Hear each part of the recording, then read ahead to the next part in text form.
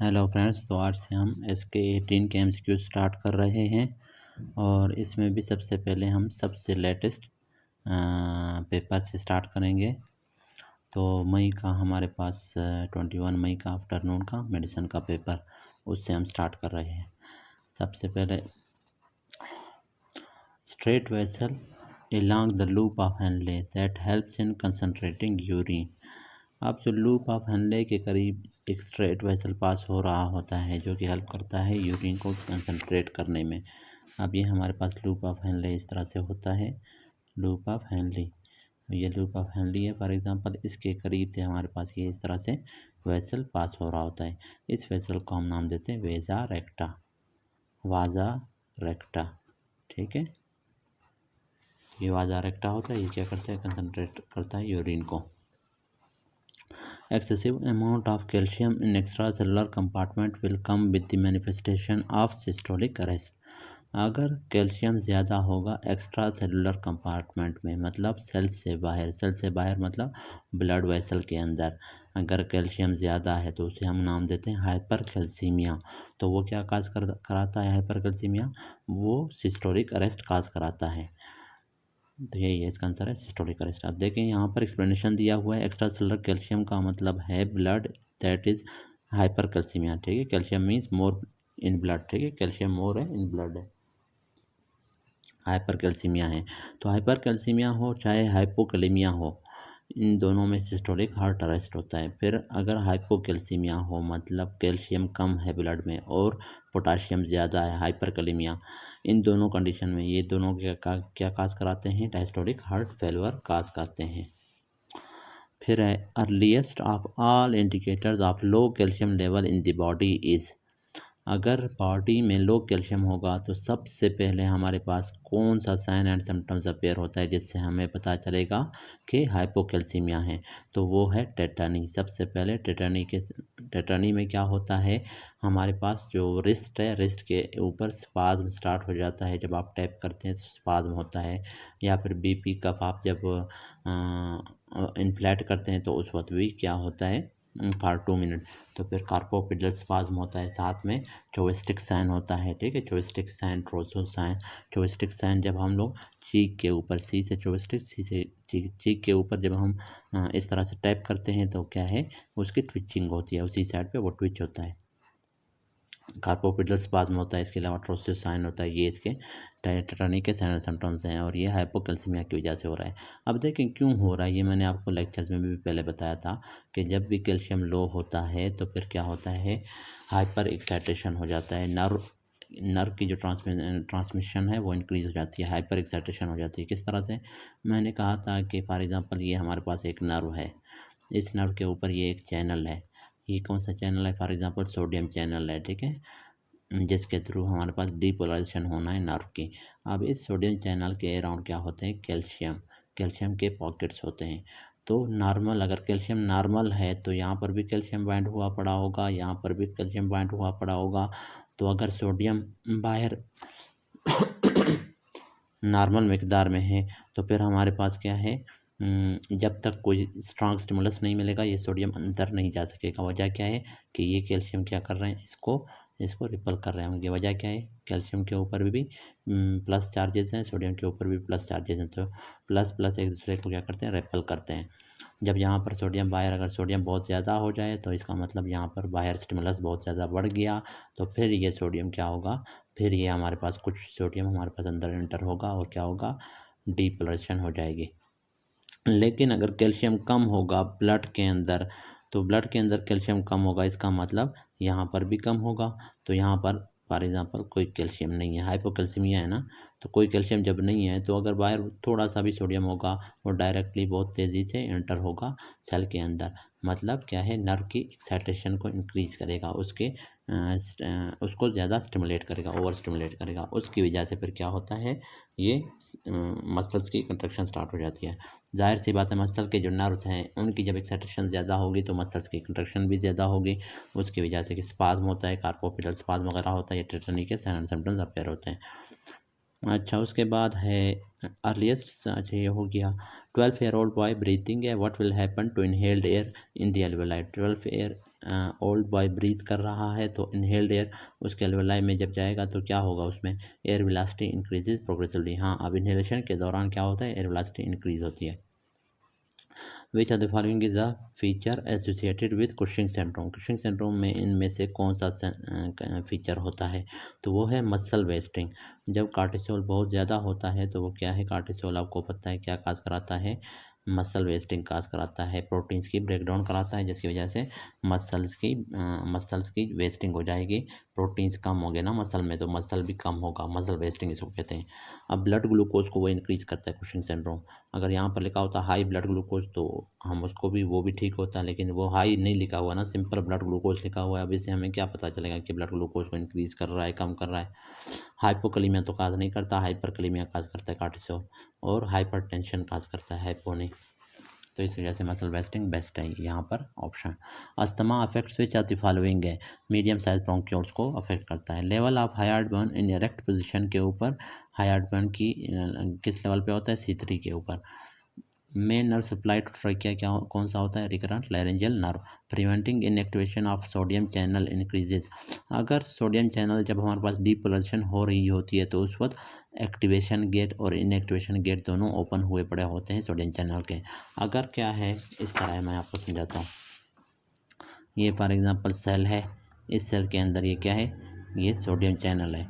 ये sodium channel का हमारे पास यहाँ पर एक गेट होता है, इसको हम नाम देते हैं क्या, एक्टिवेशन गेट। ठीक है, ये एक्टिवेशन गेट है, और यहाँ पर जो गेट होता है उसको हम नाम देते हैं इनएक्टिवेशन गेट। ठीक है, अब ये एक्टिवेशन गेट कब ओपन होगा, जब यहाँ पर इस सेल के अंदर पोटेंशियल पहुँच जाएगा थ्रेशोल्ड तक, फॉर एग्जांपल -70 मिलीवोल्ट। ठीक है, -90 रेस्टिंग मेम्ब्रेन था, वहाँ से क्या है, यहाँ पर जो लीकी चैनल्स होते हैं, जो भी चैनल्स होते हैं सोडियम चैनल वगैरह, उनके थ्रू थोड़ा बहुत सोडियम स्लो ट्रिकल करता है सेल के अंदर।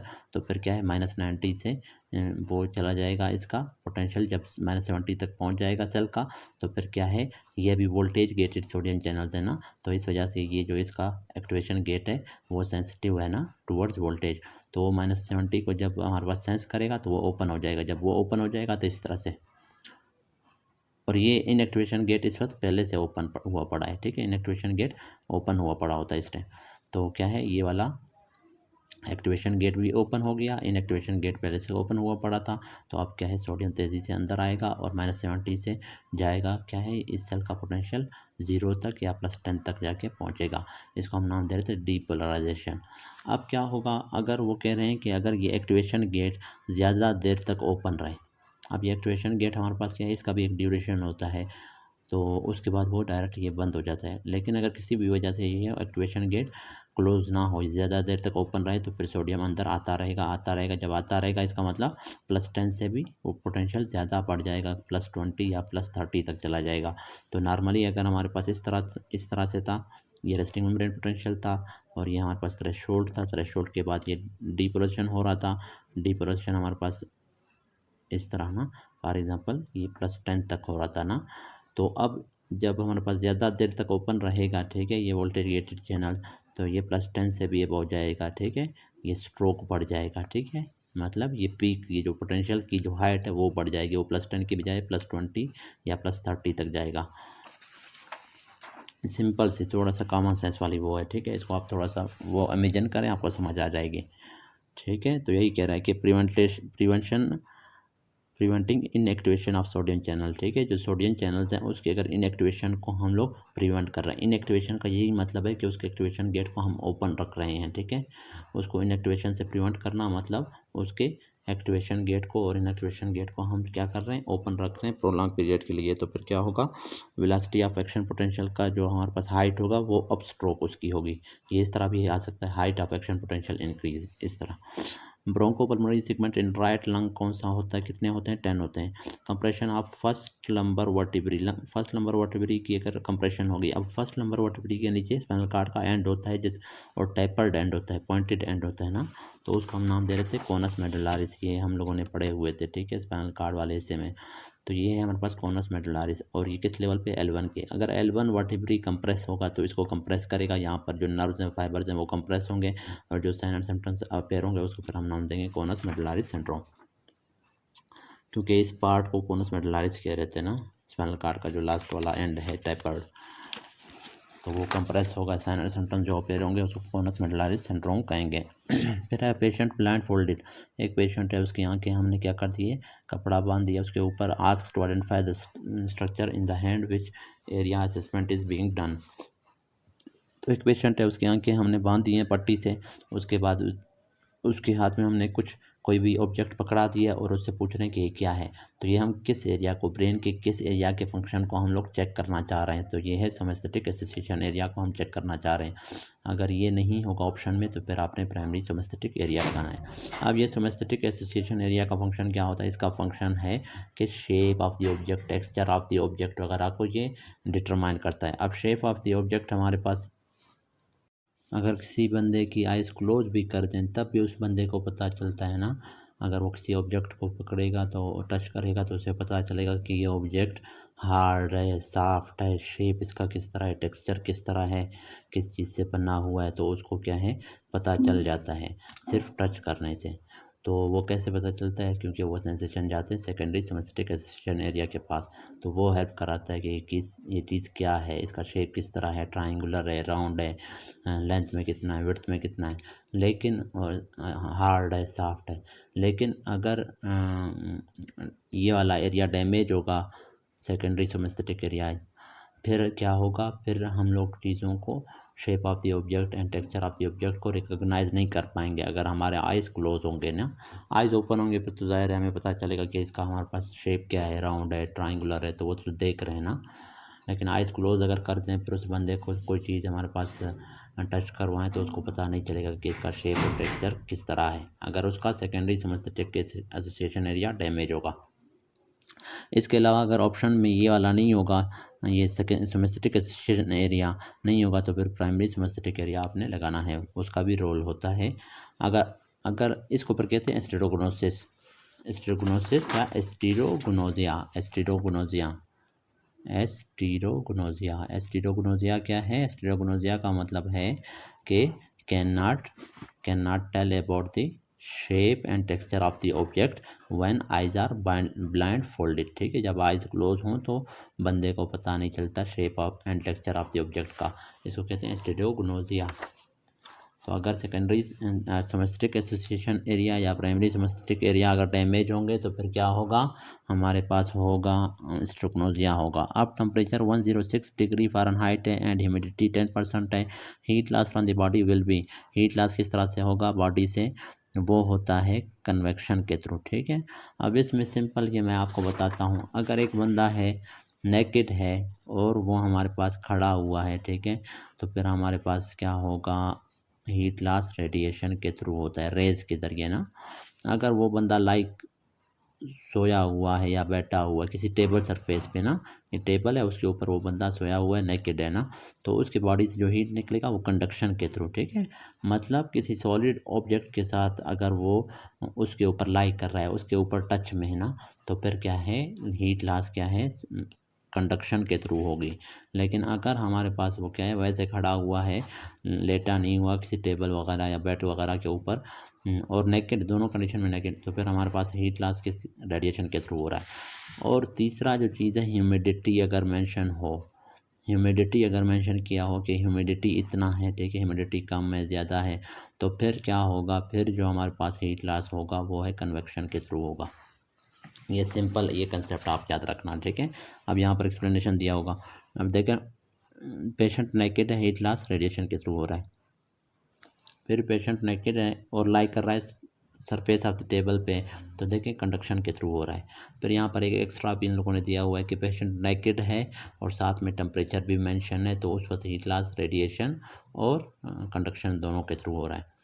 मतलब टेम्परेचर मेंशन का भी ताल्लुक है कंडक्शन के साथ। ठीक है, इसके अलावा lying on the surface of table वगैरह उसका वो भी कंडक्शन होता है। फिर पेशेंट नेकेड है एंड ह्यूमिडिटी, अगर ह्यूमिडिटी मेंशन है, ह्यूमिडिटी का ताल्लुक क्या है, कन्वेक्शन से, तो फिर कन्वेक्शन होगा, इस तरह से याद रखना। In hydrocephalus which structure is most commonly blocked, hydrocephalus आपको पता होगा फ्लूइड जमा हो जाता है, सेफलस मीन्स ब्रेन के अंदर, कौन सा फ्लूइड, CSF, वो क्यों जमा हो जाता है, वो क्यों कलेक्ट होता है, एक्सेसिव CSF। उसकी दो वजूहत होते हैं, एक होता है ऑब्स्ट्रक्शन, ठीक है, मतलब ऑब्स्ट्रक्शन है in the way of CSF drainage, और दूसरा है ओवर प्रोडक्शन, ठीक है। तो ज़्यादातर मेनली क्या है, ऑब्स्ट्रक्शन की वजह से होता है। और मोस्ट कॉमनली जो थर्ड वेंट्रिकल होता है, अब ये थर्ड वेंट्रिकल है, थर्ड वेंट्रिकल से जो हमारे पास फोर्थ वेंट्रिकल के पास जा रहा होता है वो CSF, तो वो किसके थ्रू जा रहा होता है, ये वाला जो एरिया है यहाँ से लेके यहाँ तक, इसको हम नाम दे रहे होते हैं क्या, एक्विडक्ट ऑफ सिल्वियस या सेरिब्रल एक्विडक्ट। तो ज़्यादातर इसमें स्टेनोसिस या तो ये तंग होता है या इसमें बिल्कुल ब्लॉकेज जब आ जाता है, तो फिर वो CSF ऊपर से लेटरल वेंट्रिकल से फोर्थ वेंट्रिकल तक नहीं जा पाएगा, यहाँ एक्युमुलेट होगा, तो ये लेटरल वेंट्रिकल्स, ये ब्रेन वगैरह ये सारे स्वेल हो जाएंगे, ठीक है, फोर ब्रेन। तो ये होगा हाइड्रोसेफलस। तो हाइड्रोसेफलस में मोस्ट कॉमनली ब्लॉक यहीं पे होता है, एक्विडक्ट ऑफ सिल्वियस में होता है, या जिसको हम नाम देते हैं सेरिब्रल एक्विडक्ट है। Lady heard his husband saying that the NIPER loves her but do not confess with further proves his secret love. The lady tried contacting the neighbor but he refused, for which makes her sad है। she is preoccupied with this thought है, sometimes get confused है। अब ये देखें इसमें क्या है, lady है वो अपने हस्बैंड का कह रहा है कि इसके हस्बैंड को क्या है अपने नाइबर से मोहब्बत हो गई है, तो उस वजह से लेडी क्या है हमेशा उसके बारे में सोचता रहता है कि मेरे शोहर का उसके साथ अफेयर चल रहा है। फिर वो जाके उस लड़की से पूछता है अपने नाइबर से, वो कहता है नहीं आपके इस तरह का कोई हमारे पास चक्कर नहीं चल रहा मेरे साथ, और अपने शोहर से पूछता है, वो भी कहता है मेरा कोई इस तरह का इशू नहीं है। तो लेकिन उसके बावजूद उसके माइंड में ये बात बैठ गई है, तो इसको कहते हैं फाल्स बिलीफ। फाल्स बिलीफ्स जो होते हैं उनको हम नाम देते हैं डिल्यूजन्स, ठीक है। कोई भी फाल्स बिलीफ अगर बंदे के माइंड में बैठ जाए तो उसको कहते हैं डिल्यूजन्स, विदाउट एनी रियलिटी, ठीक है, कोई रियलिटी कोई प्रूफ कुछ ना हो ना, तो अनरियलिस्टिक अगर वो कोई बिलीफ हो ना तो उसको हम नाम देते हैं डिल्यूजन।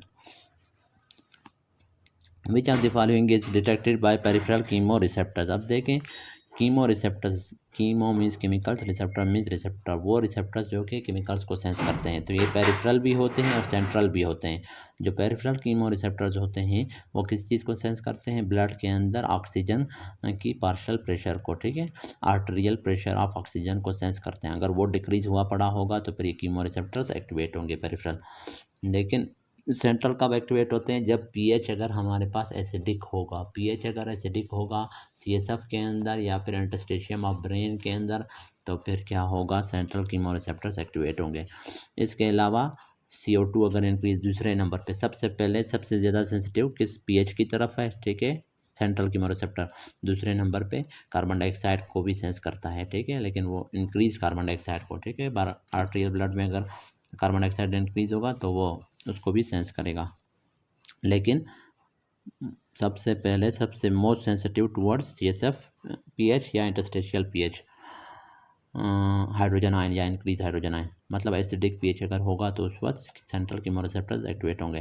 पेरिफेरल कीमोरिसेप्टर्स जो होते हैं वो दो होते हैं, एक है कैरोटिड बॉडी, दूसरा है एरोटिक बॉडी। ये रिस्पॉन्ड करते हैं, ये मोस्ट सेंसिटिव होते हैं टुवर्ड्स ऑक्सीजन, डिक्रीज ऑक्सीजन होगा तो ये एक्टिवेट होंगे। दूसरा है दूसरे नंबर पे फिर आर्टेरियल पीएच है। अच्छा, इसमें एक बात याद रखें, अब एक कैरोटिड एंड एरोटिक बॉडी ये है पेरिफेरल कीमो रिसेप्टर्स। फिर एक होता है बैरो रिसेप्टर्स होते हैं, बैरो रिसेप्टर्स जो होते हैं उनको हम नाम दे रहे होते हैं carotid sinus and aortic sinus. वो भी इन्हीं कैरोटिड और एरोटिक बॉडी के करीब पड़े होते हैं। वो फिर ब्लड प्रेशर को मेंटेनेंस में हेल्प करते हैं। During cardiac cycle recording monitor, cardiac cycle की रिकॉर्डिंग जो होती है मॉनिटर, उस वक्त जो वी वेव बनती है, ये जो वी वेव तो उस वक्त बन रहा था JVP में हमने देखा था वेंट्रिकुलर जब फिलिंग हो रही थी, ठीक है। तो V wave of arterial pressure occurring in, तो ये कब हो रहा होता है, आइसो वॉल्यूमेट्रिक रिलैक्सेशन फेज के दौरान। Factor for exercising muscle blood supply bye, exercising muscle के ब्लड सप्लाई को कंट्रोल कौन कर रहा है, मेंटेन कौन कर रहा है, तो वो है local metabolite. During quiet breathing expiration can be delay due to work of, quiet breathing अगर हो तो उस वक्त एक्सपायरेशन डिले हो जाती है ड्यू टू वर्क ऑफ, किस चीज़ के वर्क की वजह से, एब्डोमिनल मसल की वर्क की वजह से। A person running in a marathon race blood flow to non exercising muscle by, अब जो एक्सरसाइजिंग मसल की तरफ ब्लड फ्लो था वो तो हमने अभी पढ़ा था लोकल मेटाबोलाइट है ना, लेकिन जो नॉन एक्सरसाइजिंग मसल्स हैं उनकी तरफ ब्लड फ्लो कौन कंट्रोल करता है, कौन मेंटेन करता है, वो है सिंपैथेटिक कोलिनर्जिक। जो sympathetic fibres acetyl choline release करते हैं तो वही उसको मेंटेन कर रहे होते हैं। ड्यू टू सीवियर स्ट्रेस, अगर सीवियर स्ट्रेस में हो बंदा तो क्या इंक्रीज होता है, कार्टिसोल, सबसे ज़्यादा कार्टिसोल इंक्रीज होता है। तो स्ट्रेस हार्मोन्स क्या हैं, cortisol more than acetyl choline है, सॉरी मोर देन एड्रेनोकार्टिकोट्रोफिक हार्मोन। फिर अगर स्ट्रेस होगा उसके साथ अगर वो कहें वेजो कंस्ट्रिक्शन भी है या कहेंगे बीपी भी पेशेंट का हाई है तो वो कौन कैटाकोलामाइज करते हैं। कैटाकोलामाइज में क्या क्या आता है, एपिनेफ्रिन, नॉरएपिनेफ्रिन आते हैं। अर्ली स्ट्रेस हार्मोन, सबसे पहले स्ट्रेस हार्मोन सब स्ट्रेस जब होता है तो उसमें सबसे पहला जो हार्मोन रिलीज होता है CRH, उसके बाद ACTH, उसके बाद कार्टिसोल। लेकिन क्या है, कार्टिसोल सबसे ज़्यादा काज कौन करवाता है स्ट्रेस, वो कार्टिसोल सबसे ज़्यादा करवा रहा होता है। C ANCA is positive in which of the following vasculitis में। अब सी एंका से क्या बन रहा था, cytoplasmic anti neutrophilic cytoplasmic antibody, ये हमारे पास वेस्कुलाइटिस में। पी एंका भी वेस्कुलाइटिस में पॉजिटिव होते हैं। Small lung carcinoma associated with, small lung का कैंसर जो है कुशिंग सिंड्रोम काज कराता है, क्योंकि वो कार्टिसोल रिलीज करवाता है तो कुशिंग सिंड्रोम हो जाएगा। कुशिंग सिंड्रोम आपको पता है जिसमें कार्टिसोल बहुत ज़्यादा रिलीज हो तो उसको हम नाम देते हैं, उसकी वजह से साइन एंड सिम्टम्स अपेयर होते हैं, उसको कुशिंग सिंड्रोम कहते हैं। जिसमें मून फेस होता है, हम्प बैक होता है, मसल वेस्टिंग होती है, थिनिंग ऑफ बोन होता है, वीक बोन्स होते हैं, ब्लीडिंग के चांसेस होते हैं, इम्यून सिस्टम वीक होता है, ये सारे स्ट्रेस होता है, हाइपरग्लाइसीमिया होता है, डायबिटीज़ होता है, ये सारे क्या कुशिंग सिंड्रोम में आ जाते हैं sign symptoms. Hypertensive can be manage pharmacologically and surgically on labs, what's the evidence that make it possible for him to be treated pharmacologically instead of surgery। अब ये कह रहा है कि एक पेशेंट है वो हाइपरटेंसिव है, उसकी हम लोग फार्माकोलॉजिक ट्रीटमेंट भी कर सकते हैं, सर्जिकल भी कर सकते हैं। तो वो कह रहा है वो कौन सा चीज़ है, कौन सी चीज़ होगी ब्लड के अंदर जो कि हमें एविडेंस पेश करेगा कि हम इसकी फार्माकोलॉजिक ट्रीटमेंट इस पेशेंट की कर सकते हैं। तो वो क्या होगा, hyper reninemia. Hyper means increase, reninemia means rennin.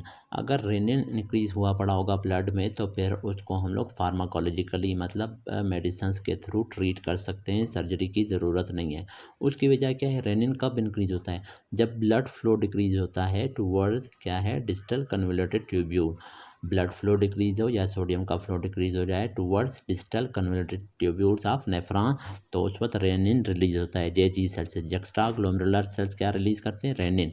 फिर रेनिन इंक्रीज हो जाता है, वो रेनिन जब इंक्रीज होता है तो वो क्या इंक्रीज करता है, एंजियोटेंसिन, एंजियोटेंसिनोजिन रिलीज करवाता है, एंजियोटेंसिनोजिन 1, वो फिर कन्वर्ट होता है एंजियोटेंसिन 1 में, वो फिर जाके वहाँ पर जाता है लंग्स में जाके वो एंजियोटेंसिन 2 में कन्वर्ट हो जाता है। एंजियोटेंसिन 2 फिर एक्टिव फॉर्म है, उसके फिर हमारे पास 2-3 फंक्शन है, वो ब्लड प्रेशर को इंक्रीज करता है। इस तरह है ना, देखें ब्लड फ्लो डिक्रीज हुआ किसकी तरफ, डिस्टल कन्वोल्यूटेड ट्यूब्यूल की तरफ, ब्लड फ्लो या सोडियम डिक्रीज है या ब्लड फ्लो डिक्रीज है, तो फिर क्या रिलीज होगा, रेनिन रिलीज हो जाएगा। कहाँ से, जक्स्ट्रा ग्लोमेरुलर सेल्स से। रेनिन फिर क्या करेगा, किस चीज़ को रिलीज करवाएगा, एंजियोटेंसिनोजिन को टेंसिनोजिन, इसको कन्वर्ट कर देगा फिर किस में, एंजियोटेंसिन 1 में। एंजियोटेंसिन 1 फिर जाएगा कहाँ पे, लंग्स में जाएगा, वो फिर एंजियोटेंसिन 2 में कन्वर्ट हो जाएगा, टेंसिन 2। अब ये जो एंजियोटेंसिन 2 है इसका फंक्शन क्या है, अब देखिए नाम से ज़ाहिर, angio means blood vessel, tensin means blood vessel में टेंशन प्रोड्यूस करवाना, उनमें हमारे पास उनके टोन को इंक्रीज करना। तो ये जब ब्लड वेसल के ऊपर इसके रिसेप्टर होते हैं एंजियोटेंसिन 2 के, तो ये उन ब्लड वेसल पे जब पॉइंट होगा तो ब्लड वेसल की क्या करेगा, वेजो कंस्ट्रिक्शन काज कराएगा और क्या करेगा, बीपी को मेंटेन कराएगा। लेकिन जब सोडियम बॉडी में कम हो उसकी वजह से DCT की तरफ सोडियम कम जा रहा है तो किडनी सोचेगा कि ब्लड प्रेशर कम है, तो इस वजह से वो ये सारा प्रोसेस होता है, एंजियोटेंसिन होता है, एंजियोटेंसिन 2 बन जाता है, तो वो क्या करता है, ब्लड वेसल को क्या करेगा, कॉन्स्ट्रिक्ट करेगा, जिसकी वजह से फिर क्या है, ब्लड BP जो है नॉर्मल की तरफ जाएगा। पहले कम था ना, अभी ज़्यादा होगा। पहला काम ये होगा। दूसरा काम एंजियोटेंसिन 2 क्या करेगा, ये जाके एड्रिनल ग्लैंड के कॉर्टेक्स पे एक्ट करेगा, वहाँ से रिलीज करवाएगा अल्डोस्टेरोन। अल्डोस्टेरोन फिर क्या करेगा, आके नेफ्रॉन्स के ऊपर एक्ट करता है और सोडियम एब्जॉर्प्शन को इंक्रीज कर देता है। अब सोडियम भी बढ़ रहा है और साथ में वेसोकंस्ट्रिक्शन भी हो रहा है, तो इन दोनों तरीकों से फिर ब्लड प्रेशर मेंटेन होता है। अब देखें हाइपररेनिनीमिया। अब रेनिन इंक्रीज है, इसका मतलब क्या है, बॉडी में या तो सोडियम कम है नंबर 1, या फिर क्या है, ब्लड वॉल्यूम कम है, मतलब पेशेंट को बहुत ज़्यादा डिहाइड्रेशन हो चुकी है। तो फिर क्या है, हम उनको हाइड्रेट करेंगे, सोडियम कम है तो उसको हम लोग साल्ट्स वगैरह देंगे। इसके अलावा अगर स्टीनोसिस होगी, आई थिंक जो स्टीनोसिस होती है रीनल आर्टरी की, उसमें भी आई थिंक ये मसला होता है, रेनिन इंक्रीज हो जाता है, तो उसको भी हम वेज़ोडाइलेट कर सकते हैं मुख्तलिफ मेडिसिन के साथ, तो इसकी सर्जरी की ज़रूरत नहीं होती। तो ये सारे क्या है, असल में कंसेप्चुअल होते हैं ना। बहुत सारे लोग कहते हैं कि ये सिर्फ रट्टा है, नहीं, कोई रट्टा नहीं है, ये कंसेप्ट्स हैं। इसमें आपने हाँ जो वैल्यूज़ हैं वो तो जाहिर सी बात है वो रट्टा हैं, वैल्यूज़ तो रट्टे लगाने हैं उनको। बाकी जो है इसमें कंसेप्ट्स हैं, बहुत सारी चीज़ें होती हैं कंसेप्चुअल होती हैं, वहाँ पर आगे पीछे भी हो जाते हैं, ऑप्शंस भी थोड़े बहुत चेंज हो जाते हैं, फिर जिसने रट्टा लगाया होता है उन्हें फिर कुछ समझ नहीं आ रहा होता। तो इस वजह से क्या है, जो भी चीज़ पढ़ें कंसेप्ट्स के साथ पढ़ें। कंसेप्ट जब गेन कर लिए उसके बाद उस चीज़ को आप रट्टा भी लगा दें। सिर्फ रट्टा काम नहीं देता, कंसेप्ट्स विद रट्टा, तो ये सबसे बेस्ट है। अच्छा अभी आते हैं आगे। 26-year-old female presented with uncontrolled hypertension. There is radiofemoral delay. Most likely cause of hypertension in this patient is, ये है coarctation of aorta। coarctation of aorta क्या है, एरोटा की नैरोइंग होती है, जिसकी वजह से क्या है, रेडियस जो रेडियल पल्स है और फीमोरल पल्स है वो एक टाइम पे नहीं होते, बल्कि उनके दरमियान फ़र्क होता है। रेडियल पल्स पहले होता है, फीमोरल पल्स बाद में होता है, तो इसको कहते हैं रेडियो फेमोरल डिले। किस में होता है, कोआक्टेशन ऑफ एरोटा में होता है। उसकी वजह ये है कि जो रेडियल पल्स है ना, अब जो कोआक्टेशन है एरोटा जहाँ पर तंग है ना, नैरो है, उससे पहले पहले हमारे पास जो आर्टरीज निकलते हैं वही आर्टरीज पर क्या है, रेडियल आर्टरीज भी बना रहे होते हैं, इस वजह से रेडियल पल्स पहले आएगा। अब नैरो होने की वजह से क्या है, फीमोरल जो आर्टरी है उसके पास क्या है, पल्स, उसके पास जो है ब्लड भी लेट पहुंच रहा है, पल्सेशन भी लेट पहुंच रहे हैं, इस वजह से फीमोरल जो वो है वेन है उसका पल्स डिले हो जाएगा, ठीक है, बाद में आएगा, इस वजह से इसको कहते हैं रेडियो फेमोरल डिले। अच्छा आज बहुत टाइम बाद हमने लेक्चर बनाया है, इस वजह से लेक्चर लेंथी भी हो गया है, तो आज के लिए इतना काफ़ी है। कल से इंशाल्लाह हम ज़्यादा ज़्यादा पढ़ेंगे, इंशाल्लाह हम अपने नवंबर तक, ठीक है, पार्ट 1 तक इंशाल्लाह हम SK18 और SK17 और SK16 ये तीनों हम लोग कवर करने की कोशिश करेंगे। लेकिन अगर ये तीनों ना हुए भी SK18 और 17 हम लोग अच्छी तरह से कवर करेंगे।